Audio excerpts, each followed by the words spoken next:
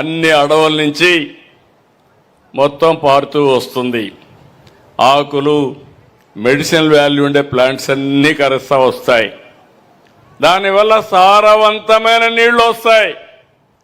ఎప్పుడు గోదావరి నీళ్లు కృష్ణాకు వస్తే రైతులకు ఆ సంవత్సరం పండగే 20% ప్రొడక్టివిటీ పెరుగుతుందంటే అతిశయోక్తి కాదని కూడా మీ అందరికీ తెలియజేస్తున్నా.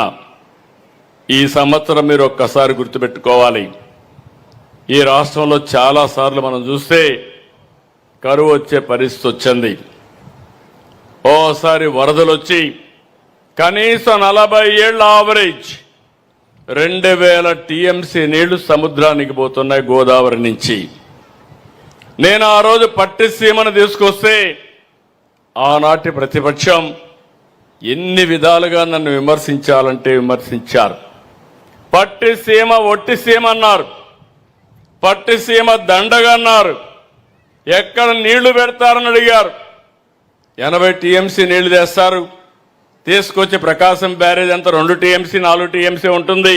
ఎక్కడ పెడతారంటే నేను చాలా వివరంగా చెప్పాను. ఆ నీళ్లు వస్తే పొలాలకు వెళ్తాయి. ప్రతిరోజు ఒక 14-15 వేల టీఎంసీ నీళ్లు కావాలి. అక్కడ నేను తెచ్చేది 8 టీఎంసీ నీళ్లు తెస్తామంటే ససేమరా వద్దంటే వద్దు, చేయకూడదు, మీకు పేరు రాకూడదని అడ్డం పడే పరిస్థితికి వచ్చారు. నేను ఆ రోజు భయపడి ఉంటే ఈ 10 సంవత్సరాలు కృష్ణా డెల్టా ఏమయ్యేదో మీరు ఒక్కసారి ఆలోచించమని మిమ్మల్ని అందరినీ కోరుతున్నా. నాకు కొన్ని అనుభవాలు ఉన్నాయి. మొట్టమొదటిసారిగా నేను హైదరాబాద్లో ఉన్నప్పుడు సమైక్య ఆంధ్రప్రదేశ్ కోసం హైటెక్ సిటీ కట్టాను. నేను హైటెక్ సిటీ కడితే అపోజిషన్ పార్టీస్ అడ్డుపడిపోయారు. జరగకూడదన్నారు, ఇది దండగా అన్నారు, దీనివల్ల అభివృద్ధి కాదన్నారు. కానీ నేను ఇనుంటే నేను చేసేవాడిని కాదు, ధైర్యంగా ముందుకు పోయాను. ఈరోజు మీరు చూస్తే భారతదేశంలో ఎక్కువ తలసరి ఆదాయం వచ్చే నగరం స్టేట్ తెలంగాణ అయితే బెస్ట్ లివబుల్ సిటీ హైదరాబాద్గా తయారైందంటే అది తెలుగుదేశం పార్టీ ఆ రోజు చూపించిన చొరవ, వాజ్పేయి గారు సహకరించిన విధానం. ఈరోజు కూడా మీరు చూడండి, అమరావతి కూడా అదే పరిస్థితి. విజయవాడ, గుంటూరు, మంగళగిరి ఇవన్నీ కలిపి అమరావతి.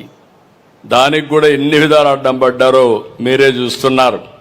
కడాన 99.5% రైతులందరూ భూములు ఇచ్చారు. 2.5 ఎకరాలు 5 ఎకరాలు ఒక రైతు అడ్డం పెట్టి రోడ్డు రానియకుండా సీడ్ యాక్సెస్ రోడ్డుకి అడ్డం పడే పరిస్థితికి వచ్చాడు.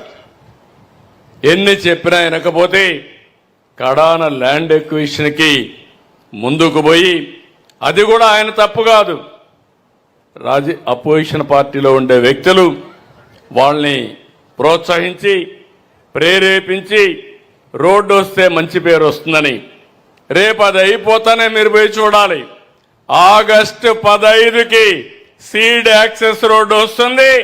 ఆ తర్వాత మీరు ఆ రోడ్లో పోతే మీకే అర్థమవుతుంది అమరావతి యొక్క విశిష్టత. ఈరోజు మనం ఇక్కడ చూస్తే 2015 నుంచి 25 వరకు గోదావరి నుంచి కృష్ణా నదికి 450 టీఎంసీ నీళ్లు తీసుకొచ్చాం. ప్రాజెక్టు ఖర్చు పెట్టింది 1300 కోట్లు. ఈరోజు ఈ ప్రాంతంలో మీరు గుర్తుపెట్టుకోవాలి, చర్చ కూడా చేయాలి. ఈ దేశంలో ఒక సమస్య ఉంది, ప్రపంచం అంతా ఈ సమస్య ఉంది, మన దేశంలో ఇంకా ఎక్కువ ఉంది. మంచిని మీరు మాట్లాడరు. ఏదైనా ఒక చిన్న పని కాకపోతే మాత్రం తిట్టడం మొదలు పెడతారు. 10 పనులు చేసి 11వ పని కాకపోతే మాత్రం ఇమ్మీడియట్గా విమర్శించే పరిస్థితి వస్తారు. ఈరోజు మీరు ఒక్కసారి చూస్తే కృష్ణా డెల్టా బాగుపడింది.